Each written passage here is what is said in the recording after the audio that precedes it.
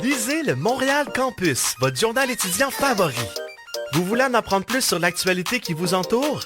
Venez chercher votre copie gratuite à l'UQAM et découvrez des sujets qui vous touchent, écrits par nos étudiants en journalisme. Retrouvez-nous aussi sur notre site web montrealcampus.com ou sur nos réseaux sociaux YouTube, Instagram, X, LinkedIn et Blue Sky.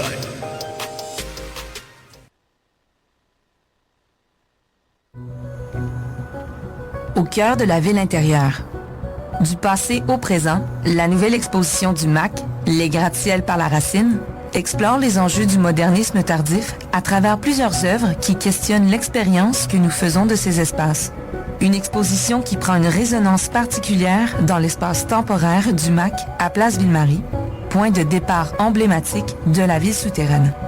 Plus d'infos à macm.org. Coucou, c'est Isabelle de Petite Amie et vous écoutez choc.ca.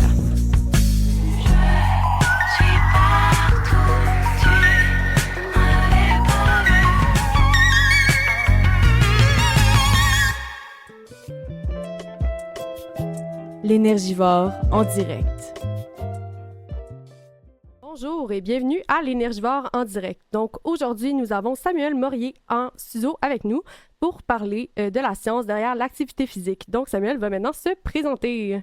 Je suis coach à mon compte, spécialiste en transformation.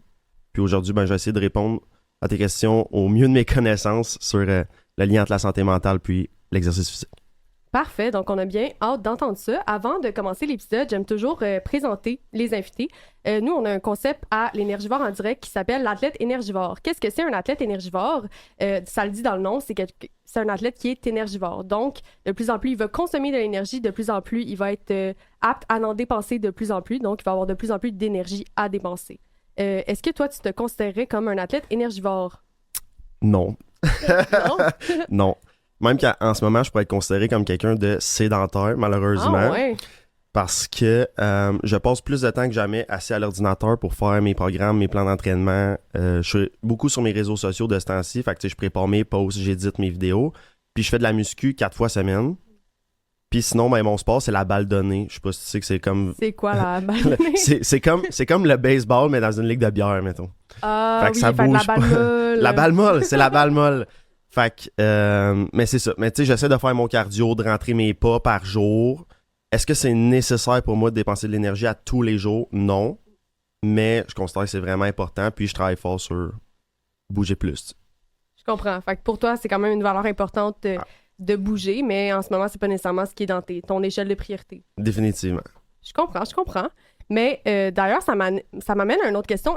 Comment est-ce que tu te considérais comme athlète, justement? All right.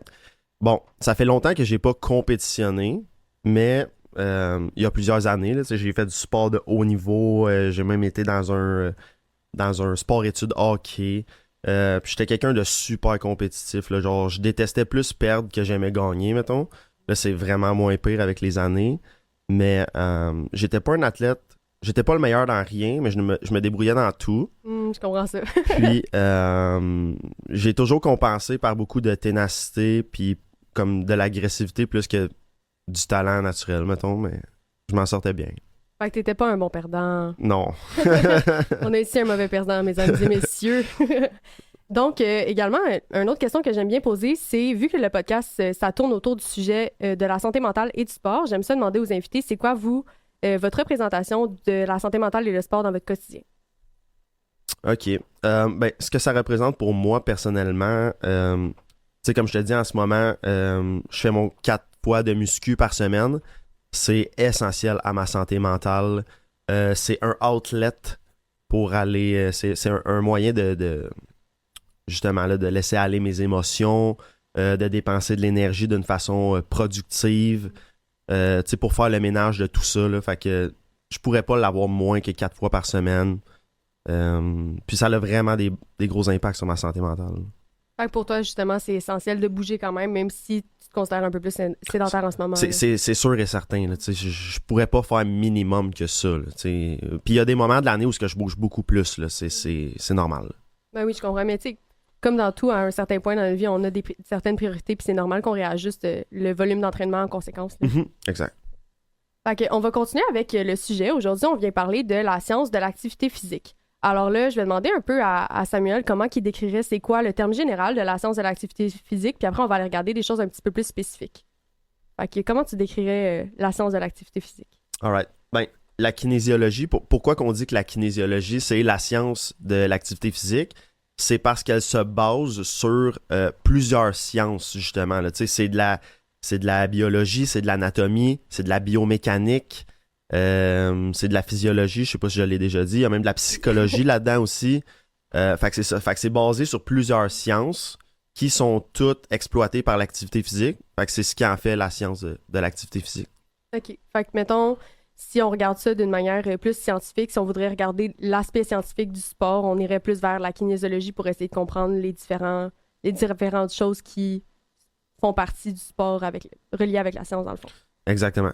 Tu sais, mettons que ce soit les qualités nécessaires pour pratiquer ce sport-là, que ce soit les principes biomécaniques derrière le mouvement ou derrière juste l'aspect du jeu en général, là. On pourrait tout comprendre ça avec la kinésiologie.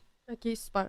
Puis là, justement, pourquoi est-ce qu'aujourd'hui on parle de kinésiologie et de santé mentale? C'est que la kinésiologie, ça a quand même un gros apport avec la santé mentale parce que, comme que Samuel l'a dit, l'activité physique, ça fait partie de plusieurs choses. Puis la kinésiologie, c'est ça qu'elle considère. Mais également, la kinésiologie considère aussi les neurotransmetteurs dans ton cerveau puis les hormones qui en sont affectées quand tu fais ton activité physique. Alors, on va essayer de démystifier ça ensemble aujourd'hui. Est-ce que tu pourrais plus nous en parler du lien avec... justement, les hormones dans le cerveau, la santé mentale, la kinésiologie. Ouais. Bon, dans le fond, tout exercice physique, il va avoir un effet sur pratiquement tous tes neurotransmetteurs et toutes tes hormones. Puis, les neurotransmetteurs, ben, ils assurent le bon fonctionnement de ton système nerveux. Fait qu'en étant affecté par l'activité physique, ça a directement un impact sur ta santé mentale. Fait que ça, c'est une réponse simple sur on peut rentrer plus en profondeur dans les différents neurotransmetteurs ou les différentes hormones si tu veux. Mais essentiellement, c'est pour ça qu'il y a autant un grand lien entre la kinésiologie, la santé mentale puis l'exercice physique. Mais j'aimerais ça justement qu'on y aille un peu plus en détail. Est-ce que tu pourrais continuer? Tu sais, mettons, je sais pas, moi, je suis un athlète, je vais faire mon sport. Qu'est-ce qui se passe après dans mon cerveau, après mon sport ou avant mon sport? Parce qu'il veut pas, il y a quand même une adrénaline avant de rentrer dans son effort physique. Fait que ça serait quoi, mettons, les étapes du développement de ton cerveau avant, pendant puis après ton activité physique? OK, bon. Mettons qu'on parle de un hormone qui est super, super importante. Je te dirais que c'est celle qui représente la plus grande importance dans l'exercice physique. C'est le cortisol. C'est un hormone communément appelé l'hormone du stress. Là, mais en fait, c'est une réponse à une excitation pour mobiliser de l'énergie. C'est ça le cortisol. Puis, mettons que tu te prépares à une performance sportive puis que tu es très, très peu activé. Tu es limite léthargique, tu n'as aucun stress. Ben, ça va pas maximiser tes performances parce que, justement, t'es pas assez en état d'éveil, t'as pas assez d'énergie qui a été mobilisée pour que tu puisses l'utiliser. Puis, si tu augmentes ton activation, ton stress, là, tu vas être en état d'éveil, tu vas être prêt à agir. Puis, si au contraire, t'es tellement stressé, tu produis tellement de cortisol que ton système nerveux, il active tes unités motrices tout croche, c'est pas coordonné, puis...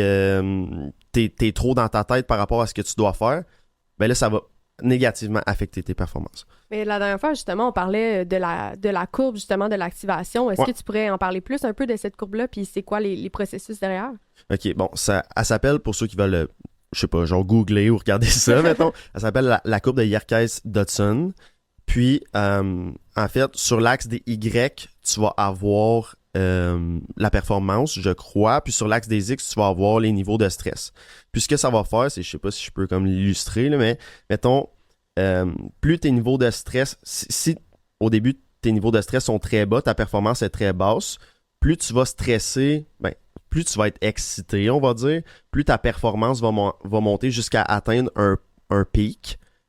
Puis, si tu continues de sécréter des hormones du stress puis d'être stressé, mais là, au contraire, il va y avoir un retour diminutif où ta performance va descendre. Fait qu'essentiellement, c'est ça. Fait que ce que tu veux, c'est avoir l'activation, l'excitation optimale pour augmenter tes performances.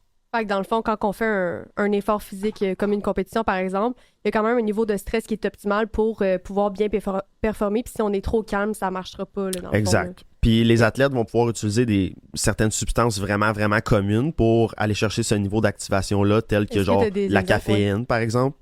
Je te dirais la caféine, c'est le plus commun là, pour aller chercher justement là, un petit effet d'augmentation du cortisol puis d'augmentation de l'excitation pour aller optimiser tes performances. Y a-tu autre chose que la caféine qui peut augmenter justement? Tu sais, je veux dire, des stimulants sont tous pas mal dans la même famille, mais ça peut être le thé vert, ça peut être le guarana, souvent contenu dans des boissons énergisantes, par exemple. Ça peut être le yerba maté ou il va y avoir aussi des nootropiques qui sont des substances qui vont plus agir chimiquement au niveau de ton cerveau, comme coenzyme Q10. L'oméga 3 peut agir aussi à un certain point comme ça. Puis ça va être plus une stimulation, comme je te dis, neurologique que physique, on va dire. Mais d'ailleurs, ça pourrait amener un point intéressant. C'est quoi l'effet de la caféine sur le corps d'un humain? Alright, ben la caféine, dans le fond, elle va carrément demander à tes glandes surrénales de produire du cortisol, ce qui va amener un relâchement d'adrénaline. L'adrénaline qui augmente l'état d'éveil, la mobilisation de l'énergie aussi. Tu sais, juste de se sentir prêt puis de pouvoir réagir à toute éventualité. Activation du système nerveux, ce qui est essentiel quand tu veux performer, en fait, là. Mais à un certain point, est-ce que ça peut être malsain de consommer de la caféine? Parce que je sais pas, mettons, dans des pre-workouts, il peut y en avoir avec comme 400 mg de caféine. Ouais. Là, ça peut vraiment monter à un haut niveau. Ouais. Est-ce que tu penses que ça peut être malsain à un certain point d'en consommer? Je pense que oui. Puis ça va dépendre chez qui aussi. Il y a des personnes qui sont naturellement stressées, naturellement anxieuses. Ces personnes-là produisent de base déjà beaucoup de cortisol. Fait que s'ils supplémentent avec des stimulants qui vont leur demander d'en produire encore plus, ces gens-là peuvent carrément se mettre dans un état de fatigue mentale chronique ou même se mettre en dépression. Là. Puis je sais pas si tu veux que je t'explique un peu là, Oui, vas-y, c'est comment c'est intéressant. possible. Ouais, Là. vas-y. Alright. Fait que dans le fond, quand tu consommes de la caféine ou que tu es quelqu'un qui produit beaucoup de cortisol, j'essaie de garder ça simple. Okay? Tu demandes à tes glandes surrénales de produire de l'adrénaline. Puis éventuellement, elles vont se fatiguer et tu vas te désensibiliser à ta propre adrénaline. Puis tu vas en produire moins aussi. Puis là, ton corps, qui est super bien fait, va, par exemple, aller prendre un neurotransmetteur qui s'appelle la dopamine, qui est comme vraiment important, puis il va le transformer en adrénaline. Sauf que là, tu es en train de défaire tes réserves de dopamine qui sont essentielles à ta motivation, à l'atteinte de tes objectifs, puis à un certain niveau à ton bonheur. Fait que là, t'es rendu déficient en dopamine pour créer plus d'adrénaline. Fait que là, en gros, il n'y a plus rien qui te fait rien. Tu vois un coucher de soleil, ça te fait absolument rien. Il y a quelqu'un qui t'apprend une bonne nouvelle, tu ressens absolument rien, ce qu'on appelle l'anédonie. Fait que tu t'es mis en dépression en over-consommant des stimulants. Mais justement, tu sais, en ce moment, il y a beaucoup sur les réseaux sociaux, là, il y a beaucoup de pratiques qui augmentent la dopamine dans le corps de la personne. Tu sais, mettons, on parle des ice baths, de justement prendre beaucoup de caféine, de justement aller dans un sauna à tous les jours. C'est toutes des choses qui peuvent amener à une surcharge de dopamine. Fait que, est-ce que tu dirais que les personnes qui ont une surcharge en dopamine pourraient vivre le même effet ou comment est-ce que tu expliquerais c'est quoi la surcharge en dopamine? Bon. La surcharge en dopamine, c'est que... Bon, la dopamine, faut juste dire c'est quoi un petit peu avant, là. C'est le neurotransmetteur qui va être sécrété lorsque tu accomplis quelque chose. Fait que le problème qui peut être lié à ça, c'est que si tu as des comportements qui augmentent ta dopamine sans réellement faire quoi que ce soit de demandant, là, comme par exemple quelqu'un qui fume ou qui vapote, relâchement de dopamine en n'ayant fait absolument rien. Boisson énergisante, relâchement de dopamine en n'ayant fait absolument rien. Ben froid, à la limite, peut en être un aussi. C'est que c'est des façons de satisfaire ton cerveau et de lui donner l'impression d'avoir accompli quelque chose sans que tu aies rien fait. Fait que là, quand tu arrives pour faire quelque chose de difficile, genre faire tes devoirs, faire tes études, accomplir un projet quelconque, ben là, t'as pas vraiment la motivation ni le goût de le faire parce que tu pourrais juste aller te mettre dans un bain froid ou prendre une puff de vape, puis t'aurais un relâchement de dopamine. Est-ce que tu dirais que c'est aussi l'une des raisons pourquoi justement, tu sais, moi je le vois beaucoup dans les jeunes avec qui j'interviens, sont beaucoup plus sur les réseaux sociaux, sont beaucoup plus sur les appareils électroniques, les jeux vidéo. Puis c'est ce que je remarque avec eux, c'est que justement c'est plus difficile d'aller chercher de la motivation. Ils ont plus de signes d'un TDAH, même s'ils n'en ont pas nécessairement. Est-ce que tu trouverais que les deux seraient reliés nécessairement parce que ça apporte de la dopamine de regarder, des choses sur les réseaux sociaux. En 15 secondes, tu as ta dopamine. Là. Ouais. Bon, en fait, oui, je pense que c'est rendu carrément un terme, là. On appelle ça l'addiction à la dopamine, le dopamine addiction. On voit ça partout. Puis oui, les réseaux sociaux en sont beaucoup responsables chez les jeunes. C'est surtout les applications où on va scroller rapidement, là, les Reels, les TikTok, où ce qu'on va être exposé à des flashs. Juste la lumière bleue qui est projetée par notre écran stimule notre production de dopamine. Puis ajoute à ça qu'est-ce qui est diffusé sur l'écran, qui est un peu comme un renouvellement d'excitation à chaque reel. Ouais, mais c'est fait pour ça. Là, c'est rendu une technique marketing aussi de trouver la manière de garder ta personne en 15 secondes sur ton reel puis qu'elle soit totalement attentive à ce que tu présentes. Là. Fait que c'est quand même poussé à un certain point. Là. Ouais. Mais justement, ça m'apporte au prochain point, justement, l'impact de la santé mentale avec ces neurotransmetteurs-là. Est-ce que tu pourrais un peu en parler? Ouais, c'est ça. Comme je disais tantôt, notre santé mentale est directement déterminée par nos niveaux de neurotransmetteurs. Puis ils ont toutes une très grande importance. Là. La sérotonine en est un qui est super important. Là. C'est l'hormone du bien-être, du bonheur, qui va être augmenté par tout ce qui nous fait du bien va sécréter de la sérotonine. Notre contact avec les autres aussi. Ocytocine en est un aussi qui est important pour la santé mentale. C'est beaucoup, ça passe beaucoup par notre contact avec les autres. Puis ça, sont aussi sécrétés lors de l'exercice physique. Fait que c'est là qu'on voit un lien, là. Ouais, ben justement, j'avais vu une étude qui disait que 20 minutes d'activité physique à intensité moyenne peut équivaloir à 4 à 7 heures sur un antidépresseur, là, dépendamment du trouble que la personne a, c'est quoi le niveau et tout, parce qu'on s'entend, chaque personne est différente, mais c'est quand même quelque chose qui est fou à considérer parce que, comme tu as dit, l'oxytocine, la sérotonine, c'est quelque chose que, justement, c'est un manque quand tu es un trouble dépressif. Puis quand on donne des antidépresseurs à des personnes, on essaye de monter le niveau d'oxytocine et de sérotonine dans le cerveau de la personne pour que, justement, ça devienne balancé dans le cerveau de cette personne-là. Puis l'exercice physique, ça peut être un complément de la médication parce que, justement, ça l'aiderait à rebalancer ces niveaux-là dans le cerveau de la personne. Puis quand on parle d'activité physique à moyenne intensité, ça peut être juste une marche dehors. Là. C'est pas obligé d'être comme on s'en va faire un gros hit, on s'en va courir un marathon. Là. Ça peut vraiment être une petite activité, puis ça pourrait aider justement à aider à cette balance-là. Là. Ouais, ben c'est ça. Comme tu viens de le dire, là, ça va apporter des effets similaires à la prise d'un antidépresseur, du moins de façon aiguë. Pendant quelques heures. C'est déjà ça. Je veux dire, c'est vraiment intéressant. Puis, mais par exemple, il ne faut pas penser que l'exercice physique va remplacer ou va guérir quoi que ce soit. Là. Si on est quelqu'un qui vit énormément dans le passé ou qu'on se projette trop dans le futur, l'exercice physique va pouvoir venir pallier à notre santé mentale, mais il faut absolument, selon moi, là, que ce soit combiné à une thérapie quelconque ou à une modalité pour vraiment venir guérir qu'est-ce qui se passe derrière ça. Ben, tu vois, j'ai étudié en psychologie aussi, là, puis justement, quand on regardait les différentes manières de soigner le trouble à quelqu'un, la manière la plus efficace, c'était un combiné de médication et de consultation, dans le fond, parce que chaque personne, si on parle pas nécessairement de comment on se ressent à l'intérieur ou si on n'essaye pas nécessairement de comprendre les émotions qu'on vit ou qu'on revoit dans le passé nécessairement, là, qu'est-ce qui nous affecte, à un certain point, ça reste dans notre tête puis on n'est pas capable de relâcher ça. Fait que même si on fait de l'activité physique, même si on prend de la médication, il faut trouver une manière de comprendre comment on se sent pour pas justement que ça fasse comme une espèce d'augmentation dans son corps puis justement de le garder à l'intérieur. Souvent, ça peut créer de la cortisol même sans qu'on en soit conscient. Là. Définitivement, ouais. Mais est-ce que tu pourrais continuer justement sur le lien avec la santé mentale? Je pense qu'on avait parlé de sérotonine, de oxytocine. Ouais. Là, on a oublié un petit peu la cortisol. Je pense que ça pourrait être important d'en parler un peu plus. Ouais, oui. Dans le fond, le cortisol va être augmenté par l'exercice physique, surtout l'exercice physique de haute intensité, comme tu viens de le dire. Quelqu'un qui fait des hits ou, par exemple, quelqu'un qui fait de la musculation très classique, là, mais qui amène chacune de ses séries à l'échec ou très proche de l'échec, le corps va percevoir ça comme un stress.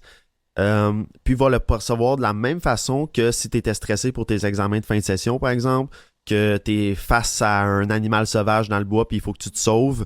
c'est le même stress. Tu viens de te pogner avec ta blonde ou elle vient de te laisser, par exemple, stress, le corps va réagir en produisant du cortisol. Fait que, Ça s'appelle justement le fight or flight. Là. Je sais pas c'est quoi exactement le terme en français. Fait que si vous voulez le rechercher à la maison et me dire c'est quoi. Le combat ou la fuite, je pense. Peut-être c'est ça. Mais en fait, ça ferait du sens. Ouais. Mais c'est le sentiment que justement, quand tu mets ton corps dans un certain stresseur, ben ton corps va se sentir comme s'il est sur le bord de mourir puis il faut qu'il s'enfuit.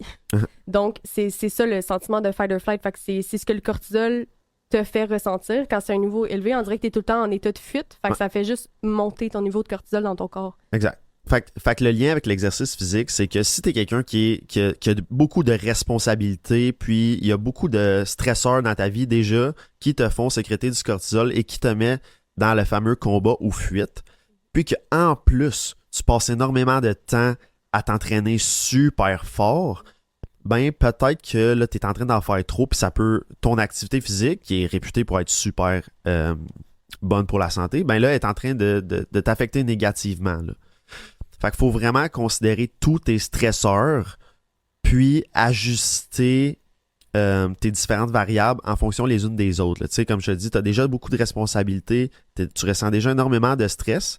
Ben peut-être que tu devrais passer ton entraînement de 5 fois semaine à 2-3 fois semaine momentanément, puis d'aller chercher plus du plaisir que de la performance, par exemple. Mais justement, on en parlait la dernière fois que quand tu t'en vas au gym, ta fibre musculaire elle va être affectée. Mais ta fibre musculaire, il faut qu'elle soit prête à recevoir cet impact-là. Puis en ayant de la cortisol, ben, elle peut être un petit peu moins prête à recevoir cet impact-là. Fait que c'est justement ce qu'on parlait, là, l'importance de la récupération. Là. Est-ce que tu voudrais élaborer un peu plus là-dessus? Ouais. Lorsque tu ressens déjà de la fatigue, puis que tu es déjà quelqu'un qui produit chroniquement du cortisol à cause de différents stresseurs. Lorsque tu arrives au gym ou lorsque, c'est pas nécessairement juste le gym, mais mettons un athlète qui arrive pour compétitionner. Bon. Si tu as déjà une fatigue physique ou une fatigue mentale, le cerveau va s'adapter pour ne pas ressentir davantage de douleur ou pour ne pas ressentir davantage de fatigue. Fait que ça peut avoir des effets vraiment aigus, genre ton cerveau peut carrément empêcher ton système nerveux de recruter des fibres motrices. Fait que tu as carrément des fibres musculaires qui ne vont pas se contracter. Ça peut affecter énormément ta production de force, ton endurance, si tu es un athlète d'endurance. Fait que, tu sais, on voit que arriver dans un état pour compétitionner, bon, en ayant déjà un haut niveau de cortisol ou de la fatigue en général, ben, ça peut vraiment fortement impacter négativement tes performances. Là. C'est fou quand même de penser que, tu sais, en ce moment, également sur les réseaux sociaux, il y a eu comme un gros mouvement de tout le temps, justement, aller s'entraîner, de jamais arrêter, de se lever à 4 heures du matin et de se coucher à comme minuit, et puis genre de never stop the grind. Mais tu sais, à un certain point, c'est pas quelque chose qui est nécessairement santé puis durable à long terme pour le corps de la personne, mais c'est pas nécessairement quelque chose qu'on parle, là. Fait que c'est quand même important de le mentionner. Oh non, c'est sûr, tu sais, je veux dire, comme tu dis, là, on le voit beaucoup sur les réseaux sociaux de ce temps-ci, là, la routine de matin parfaite, là, tu sais, les gens qui se mettent la face dans un bac de glace avec de l'eau pétillante, puis genre, ils mangent un œuf brouillé, un œuf tourné, faut pas qu'ils se touchent. Tu sais, je trouve que pour certaines personnes, c'est quelque chose qui va carrément augmenter leur stress, parce que si leur routine du matin est pas parfaite ou qu'ils n'ont pas eu le temps de la faire, ben là, ça va vraiment augmenter leur stress, il va leur manquer un élément. Quand on devrait peut-être juste se concentrer sur la base, là, une alimentation équilibrée, faire de l'exercice au moins quelques fois par semaine, avoir une bonne hygiène de sommeil, gérer son stress, être hydraté, essentiellement ça, avant de se compliquer la vie dans des routines vraiment genre... Ben oui, puis tu sais, même la récupération, ça a comme une espèce de pyramide, là, il y a des choses essentielles à faire avant de te rendre, je sais pas, à de la pressiothérapie, là, Ah ouais, c'est ça. Il y a des choses qui sont essentielles que si tu maîtrises pas avant, ben rends-toi pas à la pressiothérapie, ça sert absolument à rien. Là. Mais est-ce que tu connais cette pyramide-là, justement?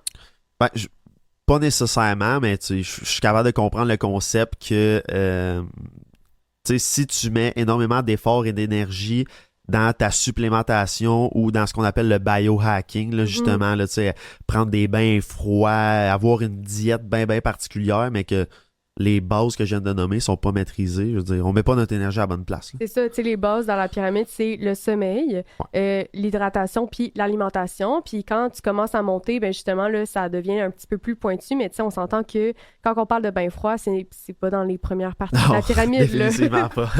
C'est ça.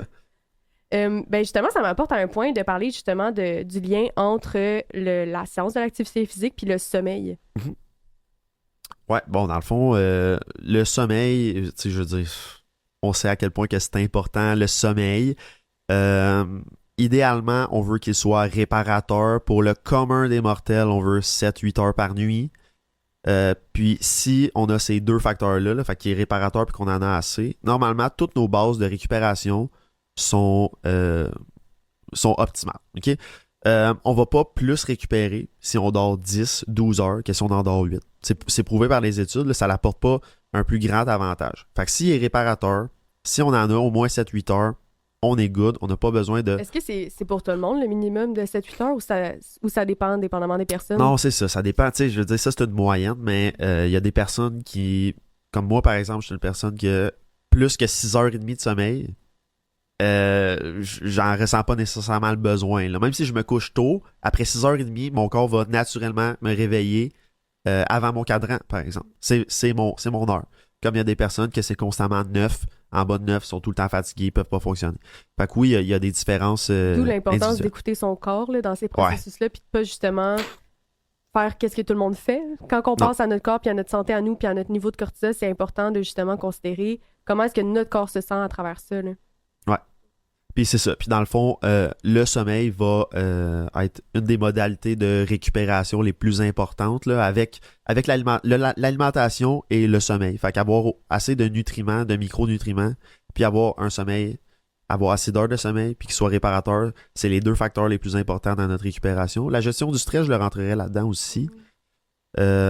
Puis c'est ça, dans le fond, pendant ton sommeil, tu vas sécréter plein d'hormones nécessaires à ta récupération. L'hormone de croissance est sécrétée pendant ton sommeil, super importante à la récupération. Mais ça doit être d'ailleurs pour ça que les jeunes en adolescence doivent dormir comme entre, je pense que c'était 8 à 10 heures là, de sommeil, comme c'était un peu plus élevé. Là. Ouais, c'est ça. Naturellement, les jeunes êtres humains là, en croissance vont dormir plus, notamment pour pouvoir pulser plus d'hormones de croissance puis se développer. Là. Fait que c'est pas vrai l'affaire du verre de lait, puis de manger ses croûtes, faut dormir. C'est ça. C'est ça. Les deux. les deux.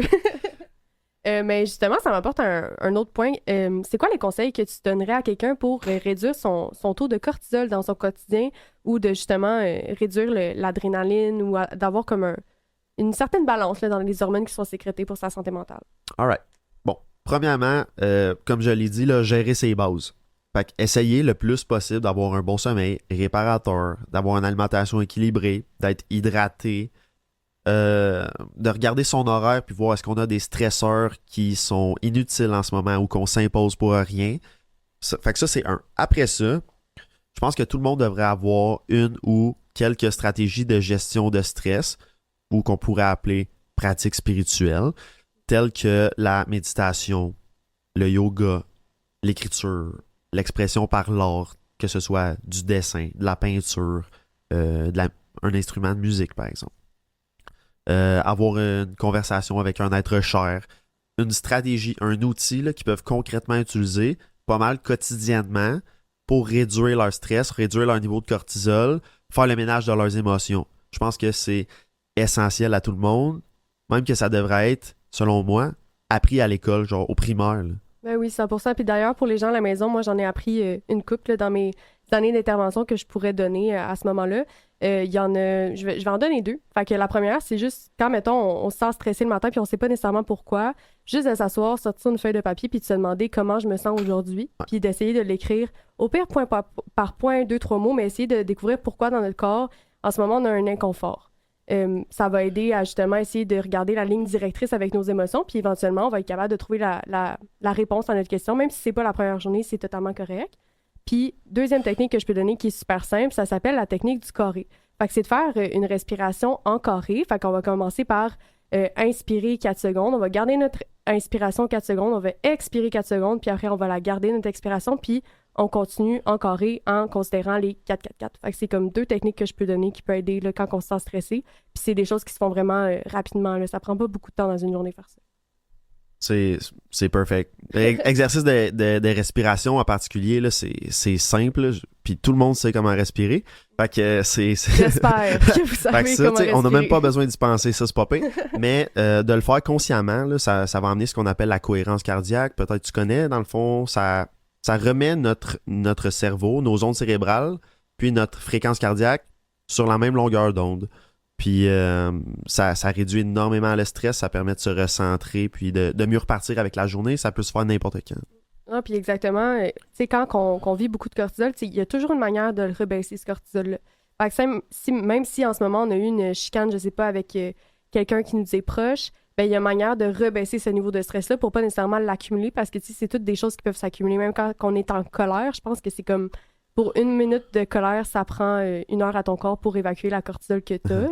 Fait que c'est quand même des grosses données qui sont importantes à considérer, puis de se dire comme, écoute, quand que je vis une grosse émotion, ben je peux me retirer après, prendre le temps de rebaisser ma cortisol pour pas justement que ça s'accumule, puis qu'à un certain point, ça devienne trop pour toi, là, ce sentiment-là.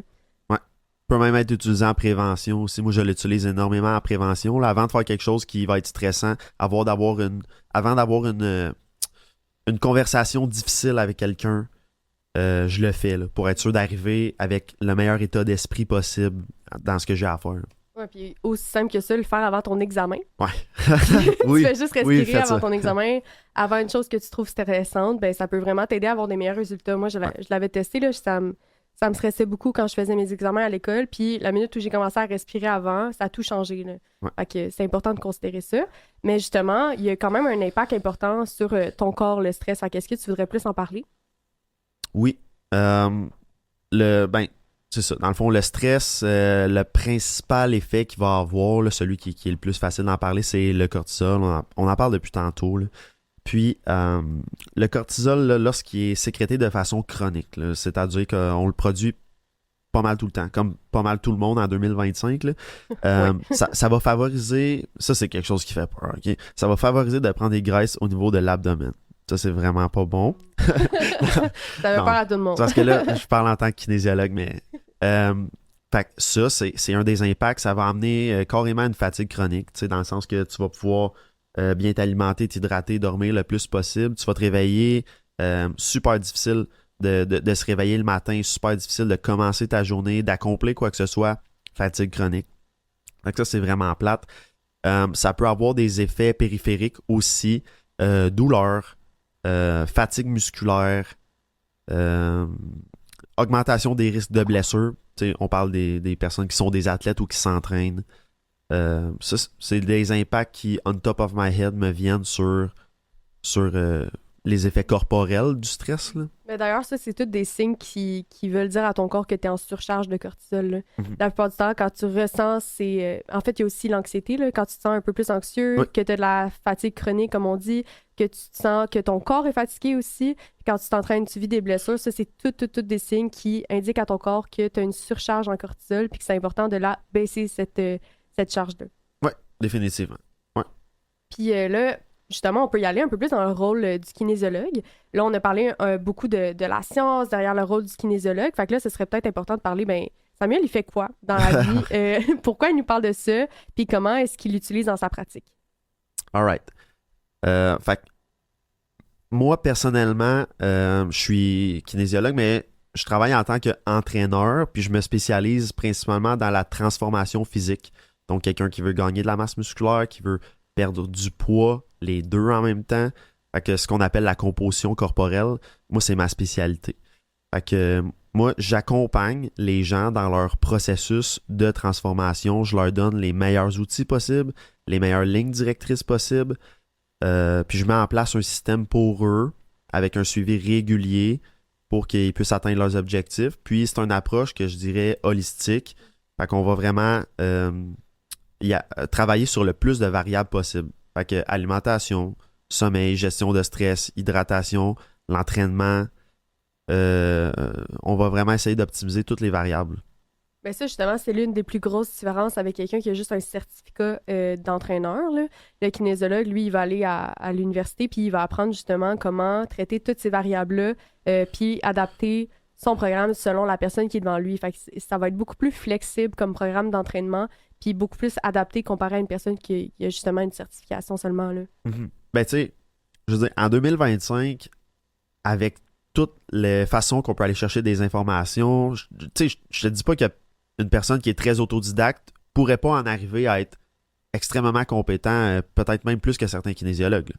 Mais c'est toutes des choses qu'on a vues, qu'on a étudiées, puis qu'on a poussées peut-être plus loin, là, je te dirais. Ben oui, c'est ça, mais tu sais, comme que t'as dit, il y a toujours une nuance, là, tu sais, là, on dit une nuance comme ça, mais ça peut se nuancer à un point où chaque personne, tu sais, c'est pas parce que j'ai un diplôme en travail social que je vais être une bonne travailleuse sociale. Comme que c'est ça, pas c'est ça. qu'un kinésiologue va être un bon kinésiologue s'il a un diplôme, là. Fait que ça dépend aussi. Je pense que le lien client et ben en fait, professionnel et client est super important aussi. Oui. Là. Fait que si tu te sens bien avec ton entraîneur en ce moment, ben priorise ça au lieu de pas te sentir bien avec quelqu'un, même s'il y a un diplôme de kinésiologie, c'est par ça. exemple. Là. C'est ça, c'est ça. C'est super important de considérer ça. Mais d'ailleurs, c'est quoi le genre d'accompagnement que tu ferais avec une personne qui veut prendre de la prise de masse? Est-ce que tu pourrais parler un peu du processus de l'accompagnement que tu fais? Ouais. Dans le fond, moi, j'ai designé un système que j'appelle le système Recomp, que j'ai designé au fil de mes années par ma propre expérience, par toutes les informations, les formations que j'ai accumulées. Puis le but, c'est d'obtenir le plus de résultats possible en se fatiguant le moins possible. Fait que les personnes que je suis n'ont pas besoin d'aller au gym 6-7 fois semaine, n'ont pas besoin de se restreindre énormément au niveau de leur alimentation, peuvent récupérer du temps pour mettre dans ce qui vaut vraiment la peine, c'est-à-dire passer du temps avec leurs proches, mettre plus de temps dans leur étude, dans leur business, sont jamais exténués ou brûlés de leur entraînement. Fait que c'est le système que j'essaie d'implémenter qui va contenir justement un suivi au niveau alimentaire, entraînement, protocole de supplément pour les personnes qui en ont besoin, gestion de stress. J'ai carrément des clients auxquels je propose des stratégies, ils les essaient, si ça fonctionne, on les garde, sinon on en essaye d'autres. Fait que c'est ça. On essaie vraiment d'optimiser le plus de variables possible au travers d'un système que j'ai créé au fil des années. Là. C'est quoi? Ça veut dire quoi un recomp? Ouais, un recomp, dans le fond, c'est pour recomposition. Le système, il est fait pour améliorer le plus la composition corporelle. Puis quand on parle d'une recomposition, ça veut dire qu'on va essayer de brûler des graisses tout en gagnant de la masse musculaire. Ce qui, pendant des années, on pensait que c'était pas possible, il fallait faire un ou l'autre. Maintenant, on sait que c'est possible de faire les deux en même temps si les bonnes conditions sont mises en place. Puis c'est ça, moi, dans le fond, moi, j'ai les connaissances pour faire ça. C'est quoi les bonnes conditions mises en place, justement, que tu viens de parler? Alright. Ben dans le fond, c'est ça. Faut pas avoir des niveaux de fatigue trop élevés, faut pas avoir des niveaux de stress trop élevés, il faut avoir les bonnes quantités de nutriments, de micronutriments. C'est surtout l'entraînement. La programmation de l'entraînement, il faut qu'elle soit vraiment, vraiment précise. Là. Tu vas voir ça là, dans des commentaires, genre sur des posts Instagram ou YouTube. Il y a toujours quelqu'un qui va aller commenter. Tu fais juste soulever des trucs puis les déposer, puis ça n'a pas besoin d'être plus compliqué que ça. C'est pas vrai. Genre fucking compliqué, excuse du terme, là. On va dire bip. c'est très compliqué de programmer une prise de masse, par exemple, de façon optimale en ayant le bon volume d'entraînement, la bonne sélection d'exercices, puis que ce soit mis en place avec toutes les autres variables qu'on parle depuis tantôt pour qu'elles se complémentent et qu'il y ait une synergie. Fait que... Justement, là, il y a une science derrière. Là. C'est ouais, pas c'est quelque ça. chose qui est juste inné. Là. Ouais. Puis la seule chose que j'ai oublié de mentionner, c'est qu'il faut que les calories soient à un certain niveau qui est optimal pour justement pas être trop élevé, qu'on prenne du gras, puis pas être trop bas, qu'on n'a pas les nutriments nécessaires pour développer de la force, de la masse, puis ainsi de suite. C'est quoi le genre de client que tu as? Tu sais, mettons, je sais pas, moi, je fais des triathlons. Est-ce que tu as ce genre de client-là ou tu as vraiment juste des clients qui s'en vont dans la salle de sport ou as-tu des clients ils font de la danse puis qui ont besoin d'aide avec la recomposition musculaire? C'est quoi ton type de client? Ben, en fait, ma clientèle, ça va être des hommes, des femmes de n'importe quel âge qui veulent améliorer leur composition corporelle. Fait que, tu sais, de la préparation sportive, de la préparation physique en tant que telle, Tu sais, j'en ai déjà fait, je suis capable d'en faire. C'est pas nécessairement ce que je fais le plus en ce moment parce que c'est pas la clientèle que j'attire. Mais tu sais, j'en ai déjà fait, je suis capable d'en faire. Fait que c'est n'importe qui veut vraiment améliorer sa composition corporelle, tu sais, que ce soit, comme on dit, là, brûler des graisses, gagner de la masse musculaire, gagner de la force, se préparer pour des tests physiques aussi. Ça, c'est relativement facile à faire. Ça, j'en fais aussi. Mettons des gens qui vont faire des tests pour la technique policière, des affaires de même. Ça. OK, cool. Puis tantôt, tu as parlé justement que dans ton WICOM, puis il y avait aussi la considération du stress. Puis là, je me demandais, c'était quoi l'impact en fait, comment est-ce que tu ajusterais un plan d'intervention selon la santé mentale de la personne? Puis est-ce que, selon la santé mentale de la personne, il y aurait un impact sur les résultats que cette personne-là aurait avec ton plan? Ouais. Bon, dans le fond, quelqu'un qui est pas une bonne santé mentale, là, à défaut de pouvoir le dire autrement, là, que sa santé mentale n'est pas optimale. Ça peut avoir des impacts directs au niveau de son entraînement parce que un gros dicteur de notre performance, c'est la motivation. Puis lorsqu'on n'a pas une bonne santé mentale, par exemple, on est en dépression. La motivation, c'est pas quelque chose qui est super élevé pour faire quoi que ce soit. Puis la motivation est essentielle à la performance. Fait que déjà là, ça peut beaucoup affecter ce qu'on va pouvoir faire dans le gym. Des fois, la personne va être tentée de ne pas bouger beaucoup, d'en faire le moins possible. Ça, on parle si on est vraiment comme aigu, là. Fait que ça peut directement impacter nos résultats. Fait que à ce moment-là, moi, mon rôle, ça va être de trouver... Moi, je suis un trouveur de solutions, dans le fond. C'est ça que je fais dans la vie, là. Essentiellement, je trouve des solutions. Fait que ça va être de proposer des stratégies, puis de les rendre le plus facile possible pour que mon client les mette en place, qu'il en ressente le plus envie possible pour justement, là, tranquillement améliorer sa santé mentale au fil des jours, au fil des semaines, au fil des mois. Je peux référer à des professionnels de la santé, psychologues, whatever, qui vont aider ces personnes-là. Puis en travaillant en synergie ensemble, ben on va essayer de justement là, améliorer sa santé mentale, améliorer son mode de vie en général, puis par le fait même, améliorer ses bienfaits physiques. Est-ce que des fois, tu as des partenariats avec des professionnels de la santé mentale, justement? Tu sais, j'ai moi-même un système de référence. Je travaille pas nécessairement en coordination directe avec des professionnels de la santé, mais tu sais, moi, j'ai une banque de personnes que soit j'ai déjà consultées ou que je connais qui sont compétents, à qui j'ai déjà discuté. Puis, tu sais, je vais juste référer sans nécessairement entrer en contact avec eux, par exemple. Là. Mais je pense que tout professionnel devrait avoir une banque de référencement pour savoir à qui envoyer quand que ça sort de ton champ de compétences. Là. Ben oui, puis en ce moment, justement, la santé mentale, c'est quelque chose qui affecte la plupart des gens là, qu'on rencontre. Là, fait que c'est super important d'avoir cette banque-là. C'est ça. Puis comme tu le dis, quand ça sort de notre champ d'expertise, on est mieux de référer à quelqu'un que d'essayer de le faire nous-mêmes là, parce que c'est ça. Ben c'est ça. Un bon professionnel, selon moi, il faut qu'il soit capable de te répondre « je sais pas ». Ouais, Puis la transparence. Puis il faut qu'il soit capable de te référer à quelqu'un d'autre s'il reconnaît que ça sort de son champ d'expertise. Non, vraiment. Mais vraiment, je suis totalement d'accord. Mais là, il reste environ 15 minutes au podcast. Un bon 45 minutes est déjà passé. Fait que je vais y aller un petit peu plus dans tes expériences personnelles dans la kinésiologie, en commençant par la question... ce serait quoi pour toi la place du sport En fait, ce serait quoi la place de la kinésiologie dans le monde du sport? All right. Ben, la kinésiologie dans le monde du sport, c'est partout. Là. Je veux dire, il y a plein de monde à qui que je parle dans la rue, par exemple, qui savent même pas c'est quoi un kinésiologue. Ouais, non, qui savent pas c'est quoi la kinésiologie. Puis, à la limite, il y en a un qui travaille dans leur compagnie puis ils le savent pas. T'sais. Fait que la kinésiologie, c'est, bon, dans tous les gyms, bien sûr, vous allez avoir des kinésiologues. Dans tous les équipes sportives de haut niveau, c'est sûr qu'il y a un ou plusieurs kinésiologues qui préparent les athlètes dans la saison, dans leur off-season, hors saison. Dans les hôpitaux ou les centres hospitaliers, il y a des kinésiologues qui vont faire bouger les gens qui sont alités, qui vont faire de la réhabilitation physique, qui vont faire de la prévention de chute, par exemple, pour les personnes âgées. Dans l'armée, on en parlait l'autre fois, dans l'armée, il y a des kinésiologues pour préparer les soldats à être physiquement le plus fort, le plus endurant possible, s'assurer qu'ils s'alimentent bien, qu'ils ont un bon mode de vie, qu'ils soient prêts à toute éventualité. Fait que c'est vraiment, vraiment réparti dans plein de sphères. Ouais, la kinésiologie, c'est quand même très, très, très versatile. Là. Ouais.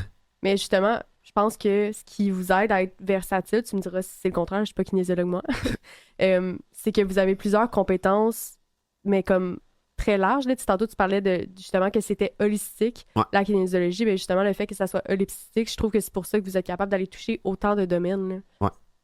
Ben c'est ça. Mais par exemple, si je prends mon bac, dans mon cours, on a eu des cours d'introduction à plusieurs choses, mais c'est ton devoir de être autodidacte puis d'aller pousser tes connaissances dans ces choses-là qu'on t'a dit « Hey, ça c'est important, faut que tu le maîtrises ». Fait que kinésiologue compétent, normalement, il va avoir fait ses recherches, il va avoir poussé ses connaissances dans ces divers... Dans les diverses sphères qu'il veut s'attarder à. Exactement. Drette ça. Super. Mais là, en fait, pourquoi toi, tu as choisi la kinésiologie? All right. Dans mon cas, c'était vraiment égoïste. Je voulais, OK. je voulais optimiser mes performances sportives, puis mon physique. Fait que je me suis dit, quoi de mieux que d'aller étudier la performance humaine, puis l'optimisation du mouvement pour arriver à mes fins. Puis en même temps, je me suis rendu compte que c'était vraiment passionnant, que j'allais pouvoir aider plein de gens avec ça. Puis j'ai toujours été quelqu'un qui voulait aussi aider les autres. Fait que là, j'ai comme combiné mes deux désirs ensemble. C'est difficile de combiner plusieurs intérêts en même temps, je Ouais. trouve. Là, moi ayant beaucoup trop de panoplie d'intérêts et de passion, c'est difficile pour moi de choisir dans quel champ je vais. Puis c'est bien justement que tu aies réussi à apprendre la kinésiologie puis à faire comme parfait. Fait que si, mettons, il y a quelqu'un qui se sent pas bien, je vais pouvoir l'écouter et trouver les bonnes personnes à qui se référer et tout. Fait que c'est super... je trouve que c'est bien. C'est une belle approche. Yep. Mais d'ailleurs, c'est quoi ton parcours en tant qu'athlète? Là? Tu sais, là, tu as dit que tu es rentré à la kinésiologie pour arriver à tes fins. Ouais. Continue là-dessus. Bon, moi, j'ai commencé à m'entraîner à l'âge de 15 ans, puis là, j'en ai 31. Fait que là, si on fait le calcul, là, je suis vieux. Ça fait 16 ans que je m'entraîne. J'ai commencé pour optimiser mes performances sportives. Moi, je jouais au hockey de très haut niveau. J'étais dans un sport-études hockey. L'été, je jouais au soccer de haut niveau aussi. Puis, je voulais, premièrement, optimiser mes performances sportives. Puis, je voulais avoir quelque chose à faire entre les games.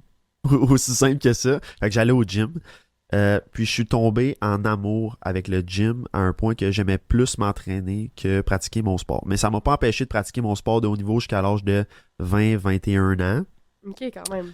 Puis par la suite, ben là, j'étais pas assez bon pour aller pro dans rien. Fait que j'ai juste continué de faire Bon du dans sport. tout, mais professionnel dans rien, C'est dans le ça. fond. Là. Fait que juste continué de faire du sport casual. Puis tu sais, j'ai tout fait. Là. J'ai joué au volley, tennis... Là, maintenant, comme j'ai dit tantôt, la balle molle. Ça te balle, Fait que c'est ça. Le sport fait encore partie intégrante de ma vie. Deck hockey aussi, super rough pour les gens qui veulent se mettre en forme. Deck hockey. Fait que essentiellement, ça a été ça mon parcours d'athlète. Là. Fait que du haut niveau jusqu'à l'âge de 20-21, puis après ça, casual. Casual gym. Ben, Sédentaire. Mais sédentaire selon ta définition. Actuellement. C'est pas tout le temps ça. Puis c'est quoi ta relation, toi, avec la santé mentale? La santé mentale, dans mon cas, ça n'a pas toujours été facile. À 18 ans, quand j'ai eu 18 ans, je suis tombé en dépression. Encore aujourd'hui, je ne sais pas vraiment pourquoi, à ce moment-là, un jeune homme de 18 ans qui a le support de sa famille, qui est du succès dans ce qu'il fait, qui n'est pas nécessairement de stresseur, tombe en dépression. C'est encore une question que je me pose aujourd'hui. Mais ça m'a permis justement là, de rapidement dans ma vie développer des stratégies de gestion de stress, une ouverture spirituelle aussi assez tôt dans ma vie, que je suis vraiment content d'avoir avec moi dans mon bac à outils aujourd'hui, là, qui m'a été utile toute ma vie depuis ce temps-là.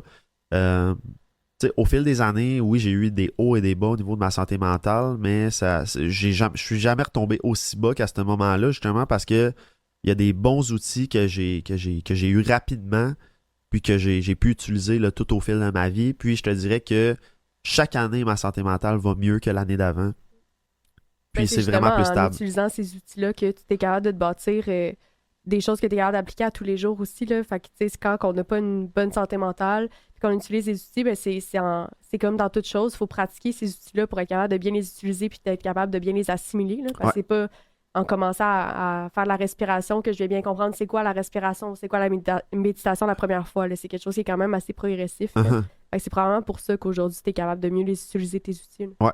Ouais, ben c'est ça. Mais la plupart des stratégies de gestion de stress sont considérées comme des skills, comme des talents. Puis ça veut dire qu'on peut les développer. Tu sais, c'est pas rare que je propose à un de mes clients de faire de la méditation, par exemple. Tu sais, juste comme ça. Je vais juste l'approcher. Il me dit, je suis pas capable. Je suis pas capable. J'ai essayé une fois et demie, puis je suis pas capable. Il y a plusieurs personnes, c'est ça leur réaction. C'est comme, il va peut-être falloir le réessayer quelques fois, puis persévérer un petit peu là-dedans avant que ça produise des effets. Puis je te jure que tout le monde est capable de devenir meilleur. Oui, il y a des personnes pour qui c'est plus difficile. Si t'es quelqu'un qui a un très gros TDA, si t'es quelqu'un qui a une façon de processer vraiment cartésienne, ça va être difficile pour toi de te laisser aller dans quelque chose qui est plus ésotérique, on va dire. C'est difficile de dire, on va se laisser ensemble tout seul avec ses pensées pendant un bon comme 10 à 15 minutes, puis on va se concentrer sur notre respiration. Tu sais, du même, ça fait un peu peur. Là. Ah non, c'est ça. Je comprends que ça avec peut être... Avec une petite voix en arrière, puis la petite musique de fontaine. C'est ça. Genre, qu'est-ce que je fais en ce moment? Là? Mais tu sais, c'est ça. Tout fait partie du processus. C'est quelque chose qu'on peut fortement améliorer puis qui vaut la peine, je pense. Mais d'ailleurs, je trouve que ça montre beaucoup de résilience quand les gens ils font des pratiques pour leur santé mentale, puis en continu, puis à un certain point, ça t'amène aussi beaucoup de résilience dans ta vie tous les jours. Tu es capable de voir un challenge, puis d'être capable de le surmonter beaucoup plus facilement. Quand tu vis des embûches, tu te remontes, tu es capable de voir le positif derrière, de trouver, mettons, je sais pas, il y a quelque chose de négatif, qu'est-ce que je pourrais faire de mieux, de t'auto-réguler toi-même. Tu sais, ça apporte beaucoup de résilience, puis je trouve que la résilience, c'est quelque chose qui est essentiel, autant pour la santé mentale que pour un athlète. Là. C'est deux choses qui sont super essentielles. J'aurais pas pu mieux dire, là, en fait, là, ça augmente énormément ta résilience, puis je pense que c'est le point le plus important des stratégies qu'on parle depuis tantôt, là, c'est que ça va non seulement guérir si tel est le besoin, mais ça va aussi prévenir énormément. Là. Si t'es quelqu'un qui est tout le temps relativement bien groundé, puis que tu sais que tu as des outils, juste l'assurance de savoir que tu as des trucs qui peuvent t'aider en cas de besoin, ben quand il y a quelque chose de aigu qui va t'arriver, tu vas pas autant stresser, tu vas pas autant réagir, tu vas pouvoir tout de suite te retourner vers tes outils que tu as puis les utiliser. Mais ce que je réalise avec le temps, c'est que la plupart des gens ont de la misère à s'autoréguler tout seul ou ont de la misère à affronter un défi tout seul aussi. Là. Fait que en ayant ces outils-là, ça t'aide justement à être capable de faire ça puis de pouvoir affronter des situations quand tu n'as personne pour t'aider autour de toi. Ben, tu sais, je dis pas que tout le monde devrait apprendre à méditer, par exemple, puis juste se baser là-dessus pour aller guérir des trucs. Il y a plusieurs techniques aussi, là. Tu sais, je veux dire, la thérapie par la parole, ça va toujours être efficace, là, tu sais, pouvoir parler de tes émotions à quelqu'un à qui tu as confiance. Je pense que c'est essentiel de le faire, tu sais, remettre ça aussi entre les mains d'un autre être humain, c'est vraiment important, tu sais, que ce soit ton psychologue ou quelqu'un de tes proches en qui tu as confiance. Ça, on pourra jamais remplacer ça par rien, mais c'est de combiner toutes ces choses-là. C'est ça, mais tu sais, veux pas, comme tu dis, l'humain a besoin de l'autre humain, là. C'est sûr que ça sauve rien, mais des fois, tu sais, c'est sûr qu'on se retrouve tout seul avec nous-mêmes, puis il faut être capable de vivre nos émotions quand on n'a pas la ressource d'aller voir quelqu'un d'autre. Là. Exact. Puis là, il nous reste un petit 5 minutes. Fait que je me demandais si tu pourrais parler d'un peu de tes services, de ce que tu offres. J'aime ça offrir la plateforme aux personnes que j'invite pour promouvoir qui sont, c'est quoi qu'ils offrent et tout. Là. Parfait. Fait que dans le fond, concrètement, mes deux façons de fonctionner, c'est un suivi soit en personne. J'ai mon propre local qui est équipé dans lequel je fais de la kinésiologie en personne. Puis j'ai aussi un service en ligne pour les gens qui peuvent pas se déplacer ou qui veulent juste un suivi mensuel, par exemple. Fait que c'est les deux types de suivi que j'offre vraiment concrètement.